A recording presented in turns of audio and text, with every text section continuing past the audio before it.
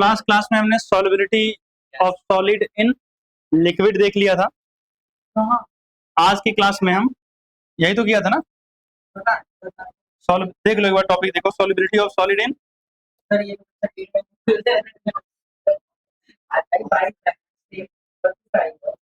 हाँ, तो आज हेडिंग डालेंगे solubility of gas in liquid. Solubility of gas in liquid पढ़ना है। हाँ, आवाज नहीं आ रही है तुम्हारी। तो अगर हम बात करें solubility of gas in liquid के अंदर सबसे पहला जो टॉपिक आता है हमारा वो क्या है? नेचर ऑफ सॉल्यूट यानी गैस। वैसे तो सॉल्यूट एंड सॉल्वेंट दोनों की बात हम करेंगे, बट ज्यादातर केस में हमने वाटर ही लिया है सॉल्वेंट, तो वहां अलग से कुछ बात करने की जरूरत है नहीं। तो अगर हाँ, तो अगर हम बात करें तो नेचर ऑफ सॉल्यूट की बात करें तो सुनना ध्यान से, जैसे NH3 हो गया, HCl हो गया, ये क्या होता है बच्चे? Highly soluble, highly soluble in water. हाँ बताओ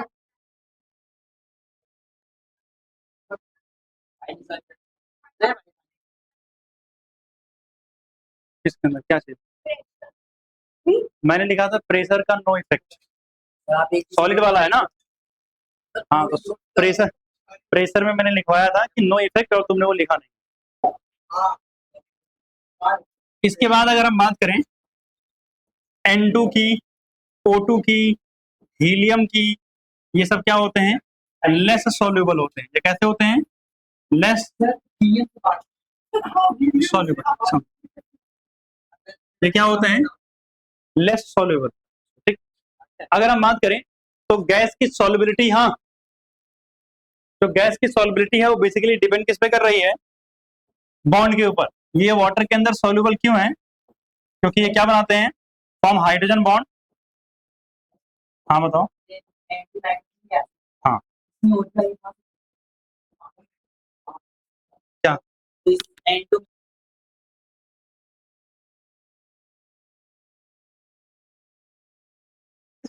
वाटर, वाटर के साथ क्या बनाते हैं? Hydrogen bond. जबकि ये हीलियम और ऑक्सीजन ये सब हो गए तो ये do not form hydrogen bond. इसीलिए जनरली वाटर में सॉल्युबल आपको कम मिलेंगे। हाँ, इसके बाद अगर हम बात करें तो हमारे पास जो दूसरा फैक्टर होता है दैट इज टेम्परेचर। क्या है? टेम्परेचर है। अगर बच्चे मैं टेम्परेचर की बात करूं तो याद रखना गैस की सॉल्युबिलिटी लिक्विड के अंदर हमेशा एक्सोथर्मिक होती है। कैसी होती है? एक्सोथर्मिक। तो solubility of gas in liquid always exothermic. हमेशा कैसी होती है? एक्सोथर्मिक होती है। अब आपने पढ़ा है कि एक्सोथर्मिक के लिए सॉल्युबिलिटी का क्या रिलेशन होता है?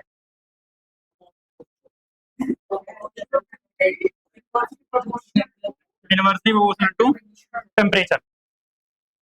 वो क्यों ऐसा भाई? आपको पता है कि सॉल्युबल होने पर ये खुद हीट रिलीज कर रहे हैं, तो अगर हीट रिलीज कर रहे हैं तो ऑब्वियसली एक्सटर्नल हीट सप्लाई तो हम नहीं कर सकते ना। तो एक्सोथर्मिक में क्या होगा? इनवर्स रिलेशन होगा टेम्परेचर के साथ। इसका मतलब क्या हुआ? यहाँ से एक छोटा सा क्वेश्चन जो आता है वो क्या है? हाँ, इतना नोट डाउन करो, उसके बाद बताता हूँ। ऊपर का तो कुछ कर लिया होगा, स्लाइडली कर लो।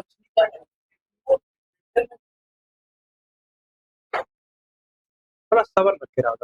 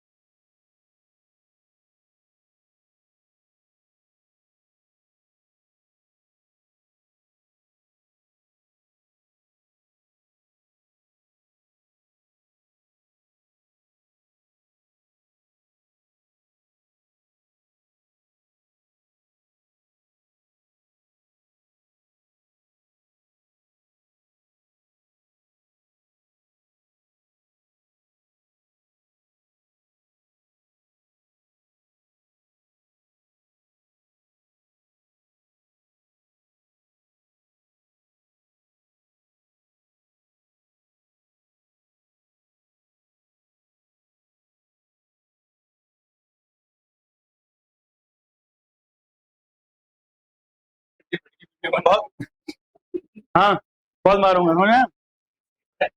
तब अगर हम बात करें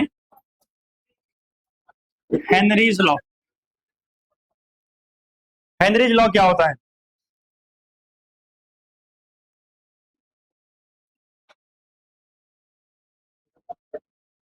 solubility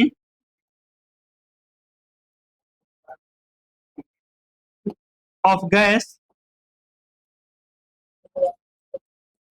is directly proportional to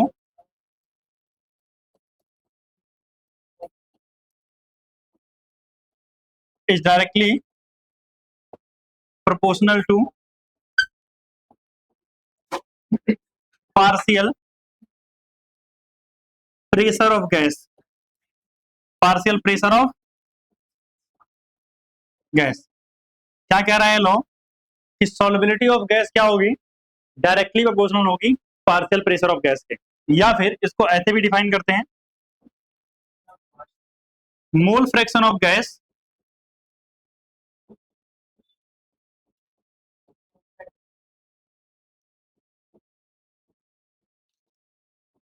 is directly proportional to is directly proportional to partial pressure of gas, partial pressure of gas. अब अगर इस लॉ के हिसाब से हम बात करें तो सुना ध्यान से, नीचे वाली स्टेटमेंट क्या कर रही है कि mole fraction of gas directly proportional to partial pressure of gas. तो मैं ऐसे भी तो लिख सकता हूं कि पार्शियल प्रेशर ऑफ गैस ये क्या आ रहा है? Directly proportional to mole fraction of gas. सही बात है। अगर आप ऊपर वाली स्टेटमेंट को देखोगे तो एक बात समझना कि जो मोल फ्रैक्शन है ये एक्चुअली में सॉल्युबिलिटी भी है। ये क्या है? सॉल्युबिलिटी है। मतलब अगर कभी क्वेश्चन में आपसे पूछे कि सब कुछ वैल्यू दे रखी है और आपसे पूछे calculate the solubility of the gas, तो मतलब आपको क्या निकालना है? मोल फ्रैक्शन ऑफ द गैस निकालना है। बात ध्यान रखना है। अब इसको सॉल्युबिलिटी क्यों बोल रहे हैं आप खुद सोचो ना। मोल फ्रैक्शन क्या होता है? किसी सॉल्यूशन के अंदर सॉल्यूट या गैस के कितने अमाउंट हैं। अब सोचो अगर मोल फ्रैक्शन की वैल्यू ज्यादा आएगी मतलब अमाउंट ज्यादा डिजोल्व है यानी सॉल्युबिलिटी भी ज्यादा है। अगर ये वैल्यू कम आई मतलब कम डिजोल्व है यानी सॉल्युबिलिटी भी क्या है? कम है। तो इनडायरेक्टली ये सॉल्युबिलिटी को रिप्रेजेंट करता है। ठीक है ना। तो pressure of gas, partial pressure of gas is directly proportional to mole fraction of gas. अगर मैं प्रोपोर्शनैलिटी का साइन हटाऊंगा तो partial pressure of gas is equal to एक कांस्टेंट आता है जिसे के एच बोलते हैं और यहाँ क्या आ जाएगा? मोल fraction of gas. And is the formula of Henry's law, जहां पर जो के एच है वो क्या है? हेनरीज कांस्टेंट है। क्या है? क्या कह रहा हूं? नहीं जरूरी नहीं है। हेनरीज वो नॉट क्यों लगता है वो आपको बताया जाएगा। प्योर सॉल्वेंट या सॉल्यूट के लिए लगता है। पार्शियल प्रेशर के लिए पी ही लिखते हैं। नॉट क्यों लगाते हैं वो वेपर प्रेशर में बताऊंगा, चिंता मत करो उसकी। ठीक है ना। वो प्योर सॉल्वेंट एंड सॉल्यूट के लिए होता है। तो pressure of gas is directly proportional to mole fraction of gas और पीएच क्या है हमारे पास?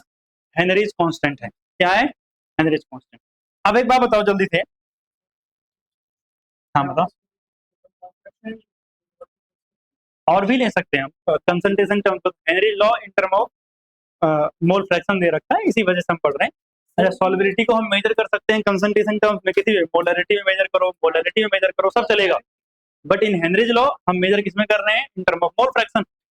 अब अगर मैं बात करूं तो आपको पता है ये मोल फ्रैक्शन एक्चुअली में सॉल्युबिलिटी है। तो अगर मैं यहां से निकालूं mole fraction of gas is equal to क्या आ जाएगा? प्रेशर ऑफ गैस अपॉन में के एच आएगा। के एच यूनिवर्सल कांस्टेंट नहीं है, इसकी वैल्यू आपको क्वेश्चन में हमेशा दी होगी। ये सॉल्यूशन टू सॉल्यूशन क्या होगी? गैस टू गैस वेरी करेगी। ठीक है ना। तो अगर मैं इस रिलेशन को मानूं और मैं मान लेता हूं कि भैया प्रेशर ऑफ गैस क्या है? कांस्टेंट है। क्या है? कांस्टेंट। अगर मैं इसको कांस्टेंट कर दूं, फिक्स कर दूं, तो आपको क्या दिख रहा है कि mole fraction of gas is inversely proportional to क्या? K H. सही बात है। इससे मुझे क्या पता चला कि अगर अगर किसी का के एच ज्यादा है तो उसकी सॉल्युबिलिटी क्या होगी? कम होगी। अगर किसी का pH वैल्यू क्या है, कम है, तो उसकी सॉल्युबिलिटी क्या होगी, ज्यादा। क्लियर बात। अब जैसे प्रीवियस ईयर में ही एक क्वेश्चन आया हुआ था,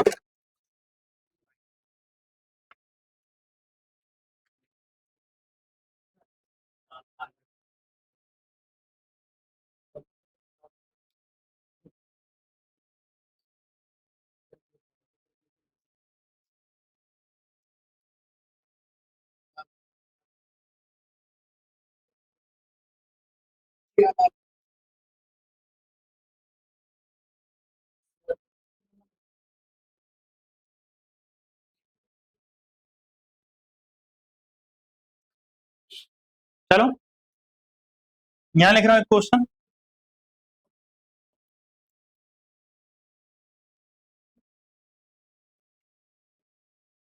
gas A is more soluble, आप लोगों को भी क्वेश्चन लिखना है, more soluble in water than gas B,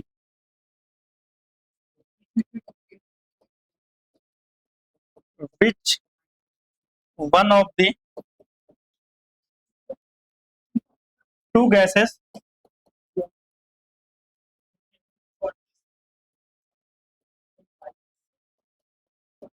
will be या will have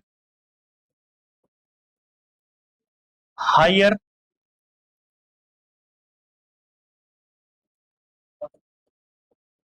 KH वैल्यू, और ये 2016 में आया हुआ था। ठीक है, तो ये क्वेश्चन नोट करो और आंसर आपको आई थिंक पता है, तुरंत बता दो फटाफट। तो आपको पता है गैस ए जो है वो ज्यादा सोल्यूबल है, तो अगर ए ज्यादा सोल्यूबल है तो ए का केएच वैल्यू क्या होगा, कम होगा। सही बात है, इसका मतलब हमें मैक्सिमम केएच वैल्यू पूछ रहा था, किसकी होगी, बी की केएच वैल्यू क्या होगी, ज्यादा होगी। इन सिंपल शब्दों में आंसर हमारा क्या हो जाएगा, गैस बी। एक नंबर का ही था। अगर आप रीजन लिखना चाहो तो आप बोल सकते हो कि mole fraction of gas is inversely proportional to KH. ये कारण है जिसकी वजह से हमने गैस बी आंसर दिया।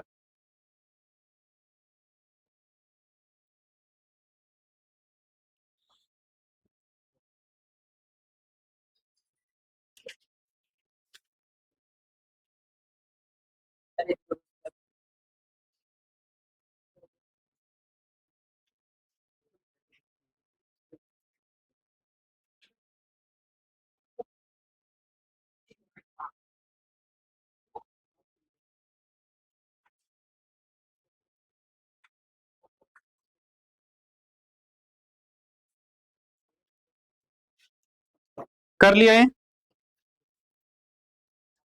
लिख लिया ना इतना। उसका एक क्वेश्चन और नोट करते हैं, ये 2022 में आया हुआ। तो अगर इसकी बात करें तो क्वेश्चन नंबर 2 क्या कह रहा है, कह रहा है अननोन गैस, ये अननोन गैस और उसका नाम क्या है, x, is dissolve, is dissolve in water,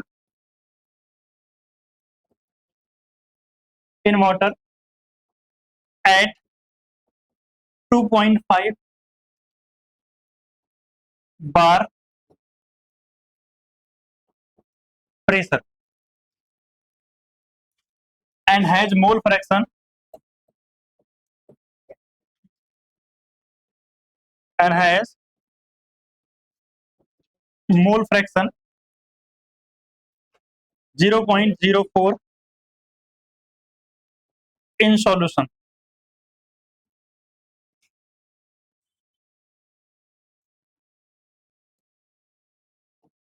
The mole fraction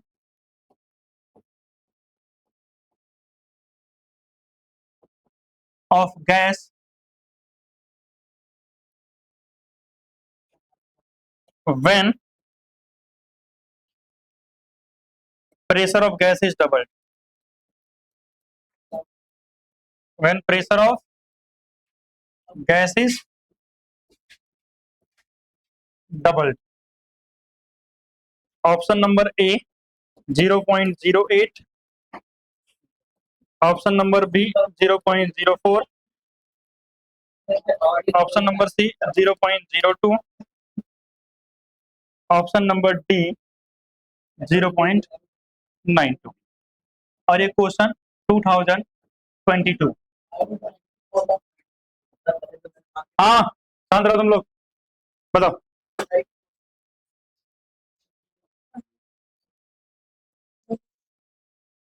आप सुना जानते, आप लोग ट्राई करोगे तो करो। हाँ ऑप्शन नंबर ए करेक्ट है, बट बताओ कैसे।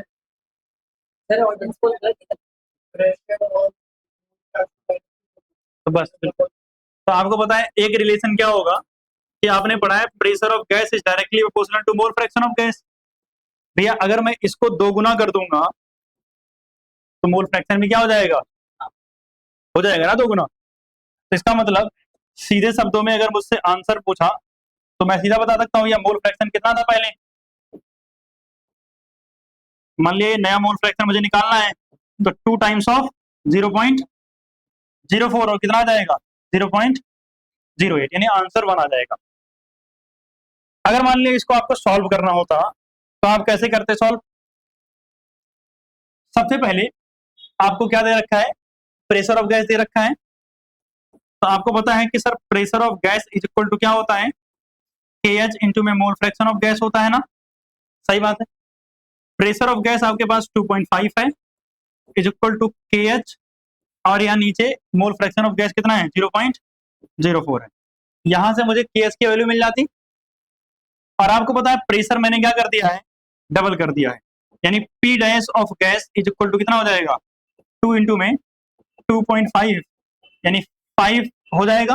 कितने बार का, बार में दे रखा है ना, हाँ 5 बार हो जाएगा, डबल करूंगा कह रहा ना pressure of the gas double, तो भैया मैंने कर दिया डबल, तो 5 बार हो गया।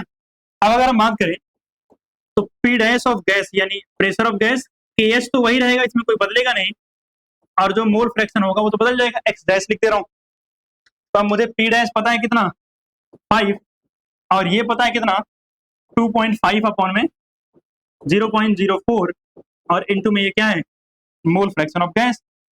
तो क्या आप सॉल्व कर लोगे, आ जाता है यहाँ से आपको वैल्यू मिल जाएगी।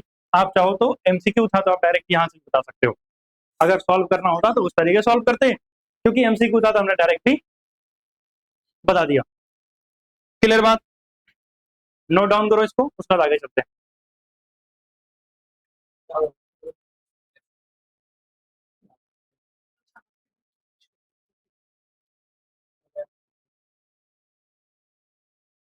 इसको आप लोगों ने सॉल्व किया होगा 62.5 आया होगा, और जब वहां सॉल्व करोगे तो ये तो पहला वाला आंसर ही आएगा ना, जब बता रखा है कि यही आएगा, ठीक है। तो यहाँ ये आएगा और यहाँ सॉल्व करके क्या आएगा, ठीक। वैसे आपको बताऊं तो आपको ज्यादा मेहनत करने की जरूरत नहीं, इधर देखो 2.5 से इसको काटूंगा तो 2 बार में चला जाएगा, और इससे क्रॉस मल्टीप्लाई कर देता हूँ, सीधी सी बात है, सही बात है ना, ठीक। चलते हैं आगे, चलें ग्राफ देखते हैं एनरिच लॉ का। हाँ तो अगर हम बात करें ग्राफ की तो बड़ा सिंपल सी बात है, देखो एक तरफ हम क्या ले रहे हैं मोल फ्रैक्शन ऑफ गैस ले रहे हैं, और एक तरफ हम क्या ले रहे हैं प्रेशर ऑफ गैस ले रहे हैं, दोनों का डायरेक्ट रिलेशन है। तो आपको पता है क्या होगा, स्ट्रेट लाइन ग्राफ आएगा, और इस ग्राफ का स्लोप क्या आएगा KH। KH क्या होगा इसका स्लोप, हाँ टेंजेंट को ही स्लोप बोलते हैं, बट हम मैथ नहीं पढ़ रहे हैं इसलिए थोड़ा, ठीक है क्लियर बात। अगर हम बात करें KH डिपेंड ऑन टेम्परेचर, अगर मैं बात करूं ये टेम्परेचर पे डिपेंड करता है KH। अब आप जल्दी से मुझे बताओ सॉल्युबिलिटी टेम्परेचर से क्या रिलेशन के साथ में है, इनवर्स रिलेशन गैस की, और KH का सॉल्युबिलिटी का क्या रिलेशन है, इनवर्स रिलेशन है। तो ऑब्वियसली के एच का क्या रिलेशन होगा, डायरेक्ट रिलेशन होगा टेम्परेचर। ठीक, दूसरी बात ये किस पे डिपेंड करेगा, नेचर ऑफ गैस, यानी कौन सी गैस ली है उस बात पे भी ये क्या करेगा, डिपेंड करेगा, क्योंकि ये वैल्यू क्या है, यूनिवर्सल कांस्टेंट नहीं है, इसकी वैल्यू चेंज होती रहती है। ठीक है, क्लियर बात। तो पहली चीज ये टेम्परेचर पे डिपेंड करेगा, और दूसरा आप इसको फर्स्ट मान लो और ये दूसरा लिख लो, नेचर ऑफ गैस। अच्छा चलो बता देता हूँ। अच्छा बताओ, सॉल्युबिलिटी को मैं ऐसे लिख लूं, थोड़ी देर पहले अभी मैंने सॉल्युबिलिटी पढ़ा है कि solubility is inversely proportional to temperature, अभी जस्ट पीछे पढ़ के आ रहे हैं। इसी बेसिस पर हमने बोला था कि एक्वेटिक एनिमल्स कोल्ड एनवायरनमेंट में अच्छा फील करते हैं, और हमने अभी पढ़ा है कि solubility is inversely proportional to KH भी। अगर सॉल्युबिलिटी इन दोनों के इनवर्स रिलेशन है तो ये दोनों आपस में क्या होंगे, डायरेक्ट रिलेशन में होंगे। तो मतलब हम सीधा सा कंक्लूजन क्या निकाल सकते हैं कि केएच डिपेंड ऑन टेम्परेचर, और वो भी कैसे, डायरेक्ट प्रपोर्शन के साथ, यानी टेम्परेचर ज्यादा होगा तो केएच की वैल्यू ज्यादा होगी, और टेम्परेचर कम होगा तो केएच की वैल्यू कम होगी। और नेचर ऑफ गैस पे डिपेंड करेगा, अब गैस अलग अलग तो क्या हो जाएगा, केएच की वैल्यू भी क्या हो जाएगी, अलग अलग हो जाएगी। ठीक, तो ग्राफ बनाओ और ये दोनों बातें लिखो। एक और बात अगर मेंशन करना चाहो, तो मैंने बता ही दिया था बोल के, अगर लिखना चाहो तो लिख लो, not a universal constant, not a universal constant. जैसे इसकी वैल्यू आपको क्वेश्चंस में दी होंगी, गिवन वैल्यूज होंगी,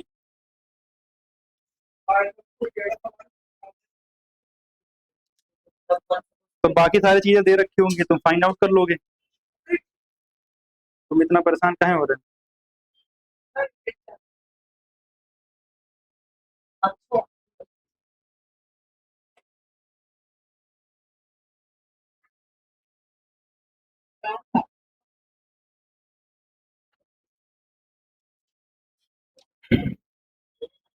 हो गया यहाँ तक, हो गया यहाँ तक। अब नोट करके एक छोटा सा रिलेशन लिख लोगे,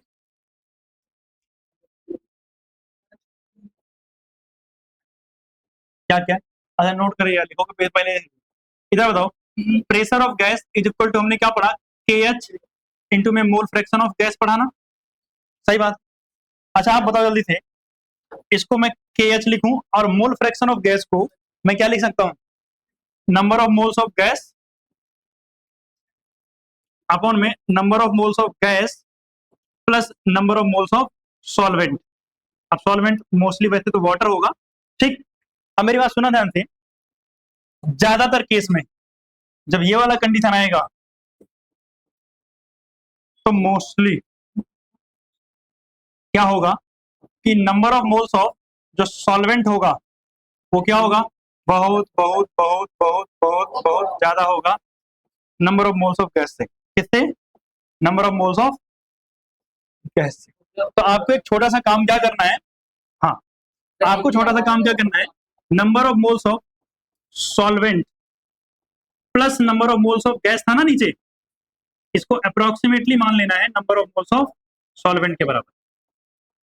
ठीक है ना, ये हेल्प करेगा, ध्यान रखना है इसको, कि जब भी कभी क्वेश्चन सॉल्व करते समय ये वाली सिचुएशन आ जाए तो नीचे गैस के मोल्स और सॉल्वेंट के मोल दोनों रख के सॉल्व नहीं करना है, इन दोनों को approximate number of moles of solvent के बराबर मान लेना है।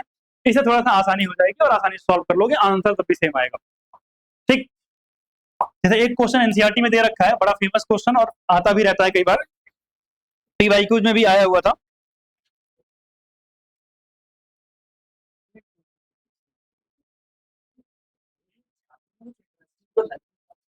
अभी लगेगा,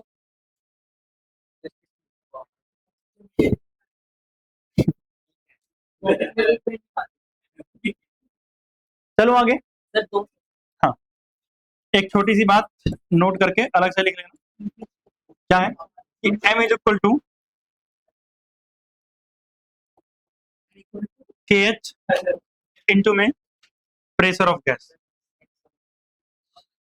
ये भी एक फॉर्मूला हेनरीज लॉ का होता है, कभी कभार यूज होता है। जैसे मुझे जानता क्या थे, बहुत पुराने साल में 2012 में क्वेश्चन आया था एक, तो वो इस फॉर्मूले से सॉल्व हो जाएगा, ध्यान रखना। एम यहाँ क्या है, मास है, क्या है, मास, मास। हाँ एम क्या है, मास ऑफ गैस। ठीक है ना। अब सुना ध्यान से, अब हमारे पास जो अगला टॉपिक है वो है एप्लीकेशन ऑफ हेनरीज लॉ। इसको फटाफट नोट करो फिर चलते हैं। Application of Henry's law.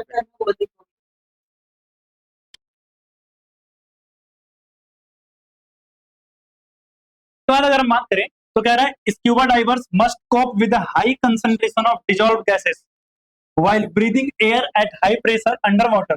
Increased pressure increases the solubility of atmospheric gas in the blood. When the divers come toward the surface, जब कहाँ आते हैं, सरफेस पे आते हैं, the pressure gradually decreases. This release the dissolved gases and lead to the formation of bubbles of nitrogen in the blood.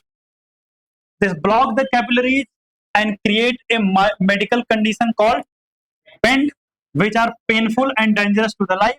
To avoid the bend, the toxic effect of high concentration of nitrogen in blood, tank used to scuba divers are filled with air diluted with the helium. Helium का percent 11.7% पूछते हैं ये, 56.2% nitrogen and 32.1% oxygen scuba diverse के tank के अंदर होता है। इसके अलावा देखो ध्यान से, at high altitude the partial pressure of oxygen is less than the ground level. This lead to the low concentration of oxygen in the blood and tissue of people living at high altitude और climbers, यानी जो ऊपर रह रहे हैं या जो ऊपर जा रहे हैं. Low blood oxygen cause the climbers to become weak and unable to think clearly. Symptoms of the condition known as anoxia. ये क्या है? Anoxia है. क्लियर बात? तो ये तीन एप्लीकेशन है हेनरीज लॉ के. ये तीनों एप्लीकेशन थ्योरी हैं, तो आप इसको नोट डाउन कर लो फटाफट, लिखने की जरूरत. कितना टाइम हो गया?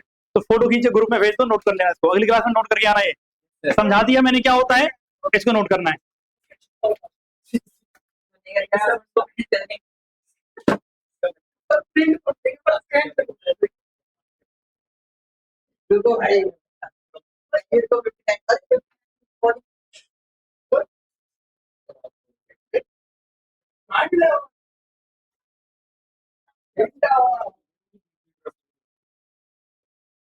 मुझे 5 साल लगे. हाँ भाई, 8 ईयर.